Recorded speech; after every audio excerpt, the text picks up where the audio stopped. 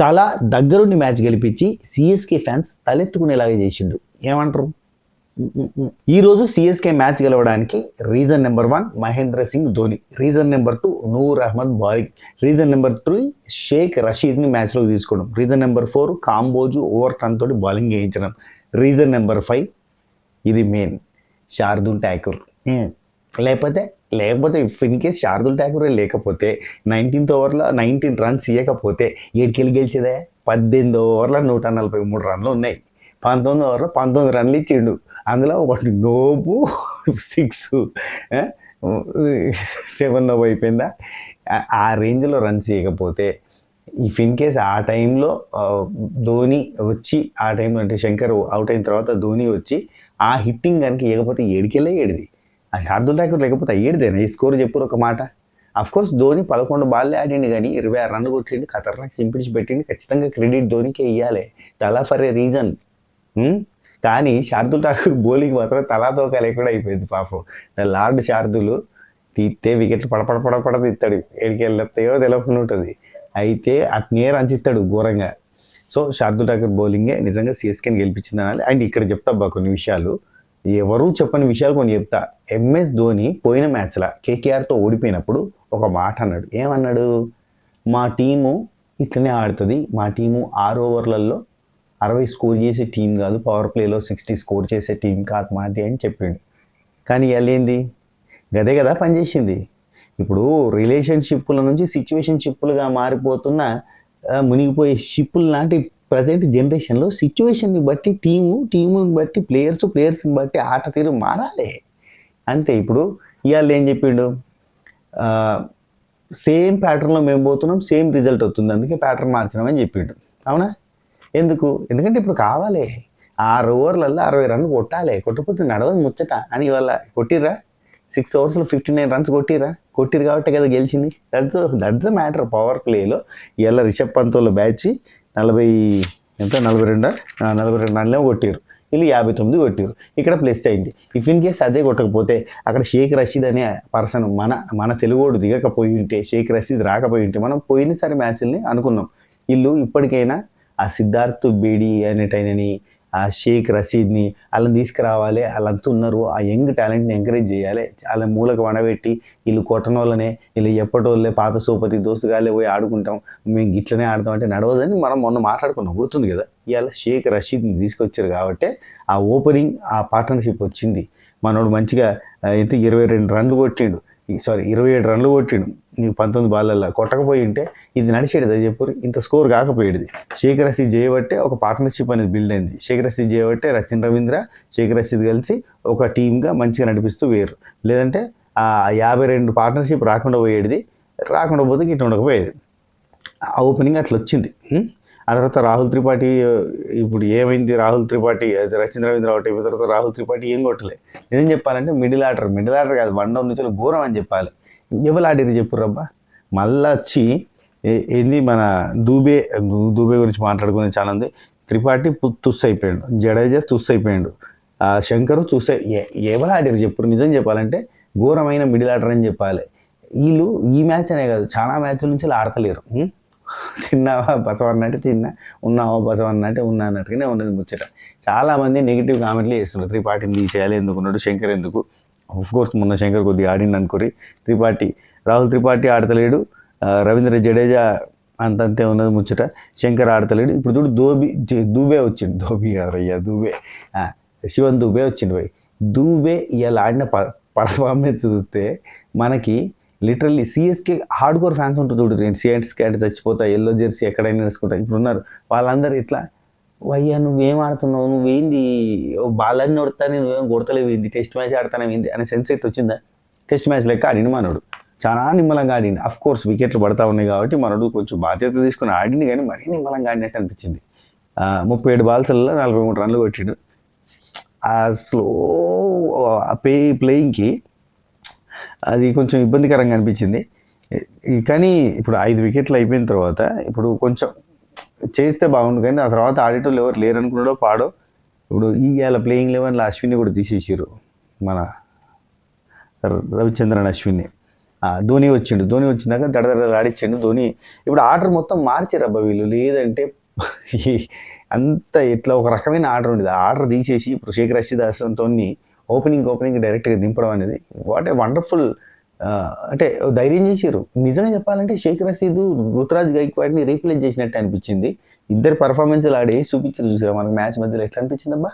Same leg movement, same arm ఏదైతే length Ruturaj తీసుకుంటారో అది సేమ్ ప్లేయింగ్.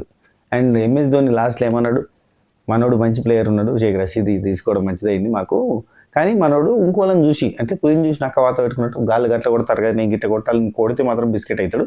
అట్లా కాకుండా తన స్టైల్లో ఆడుకుంటే బాగుంటుంది, చాలా మంచిగా ఆడి నేను కొంచెం నేర్చుకోవాలి అన్నట్టు సెన్స్లో చెప్పాడు. ఆఫ్ కోర్స్ సీనియర్స్ వాళ్ళు చెప్పగలుగుతారు. ఎంఎస్ ధోని అద్భుతం కాబట్టి ఆయన ఖచ్చితంగా చెప్తాడు. చెప్తే నేర్చుకుంటే మంచిదేనే. అయితే శార్దుల్ ఠాకూర్ మాత్రం వీళ్ళకి బాగా ప్లస్ అయ్యండి అని చెప్పాలి అబ్బాయి. ఇవాళ శార్దుల్ ఠాకూర్ లేకపోతే చాలా ఇబ్బంది పడేటట్లు అనిపించింది నాకైతే. ఆ ఓవరే తిప్పిందబ్బా నిజంగా చెప్పాలంటే. ఆ ఓవర్లో మలుపు తిప్పారు.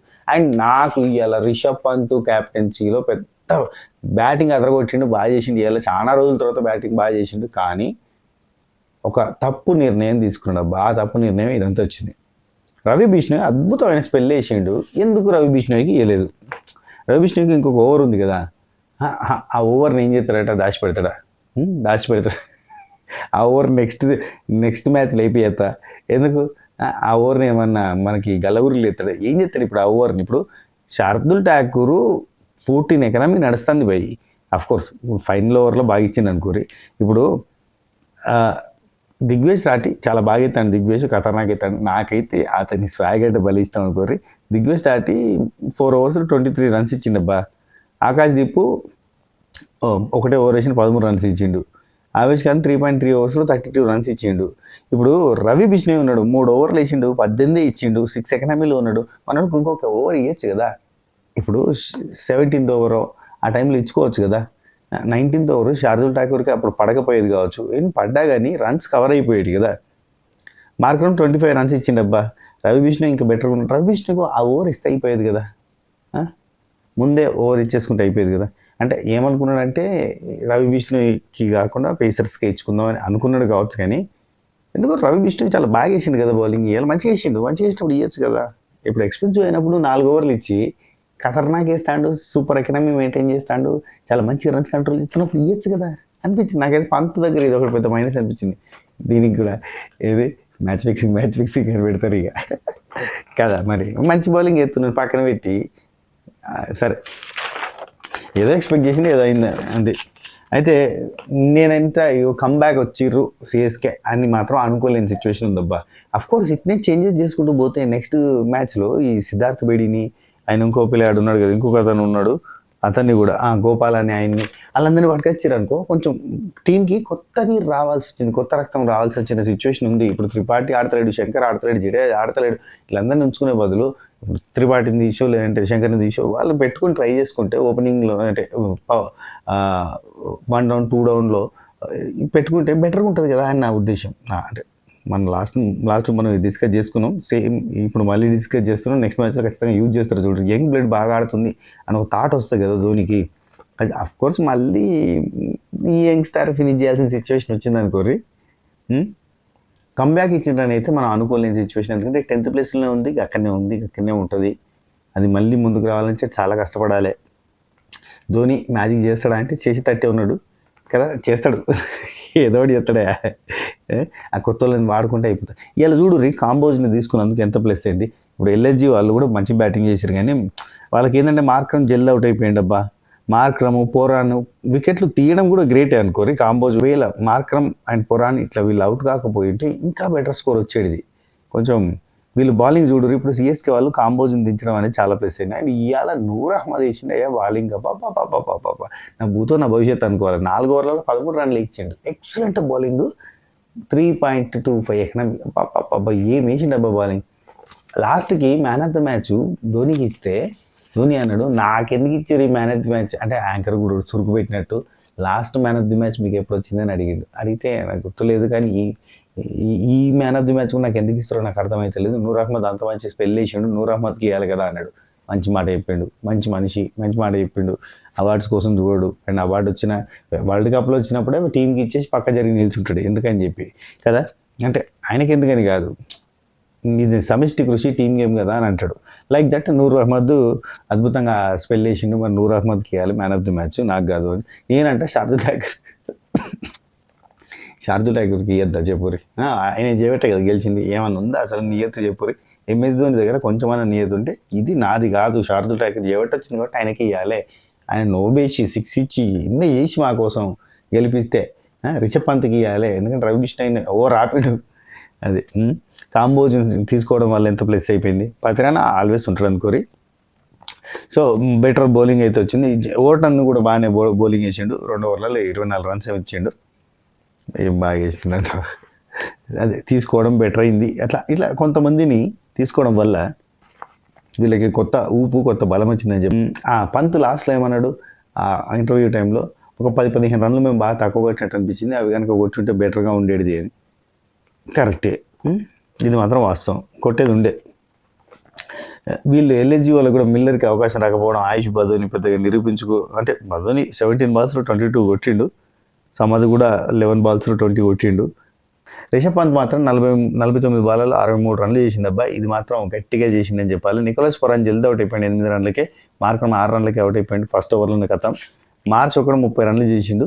ఇక్కడ ఇదే వీళ్ళకు ఉన్నది ఏంటంటే సమద్ 20 రన్లు, బదోని 22 రన్లు, పంత్ 63 రన్లు, మార్చ్ 30 రన్లు. ఇదే వీళ్ళ స్కోరు. ఇక అది ఫీల్డింగ్ కూడా బెటర్గా అనిపించింది. ఈరోజు కొంత ఇంటెన్షన్ కనబడ్డది, గెలవాలని తప్పగా కనబడ్డది. ఫీల్డింగ్ కూడా బాగా చేసి రాహుల్ త్రిపాఠి క్యాచ్ కూడా బాగా పట్టిండు. సో ఇది ఓవరాల్గా అయితే మ్యాచ్ గెలవడానికి మెయిన్గా పవర్ ప్లేలో అద్భుతమైన స్కోర్ చేసుకోవడం, అంటే అద్భుతమైన కాదు కానీ బెటర్ స్కోర్ చేసుకోవడం అట్లాంటివి చేయడం వల్ల. అండ్ ఓవరాల్గా CSK మ్యాచ్ గెలిచింది. వాళ్ళ టైం మంచిగా ఉన్నది, వాళ్ళు ఆడిన విధానం మంచిగానే ఉన్నది. అండ్ ధోని దగ్గరుండి గెలిపించి CSK ఫ్యాన్స్ అందరికీ గేమ్ గెలిపించి తలెత్తుకునేలాగా చేసిండు. ఈ వీడియో మీకు నచ్చినట్టయితే లైక్ చేయరి, షేర్ చేయరి, కామెంట్ చేయరి, సబ్స్క్రైబ్ చేసి గంట కొట్టురి. అండ్ దీనికంటే ముందు మంచి వీడియోస్ పెట్టినా అవి చూసే ప్రయత్నం చేయరు. ఉంటా. Take care, Tata, by by, నమస్తే, శుభ ఖైర్, గుడ్ నైట్.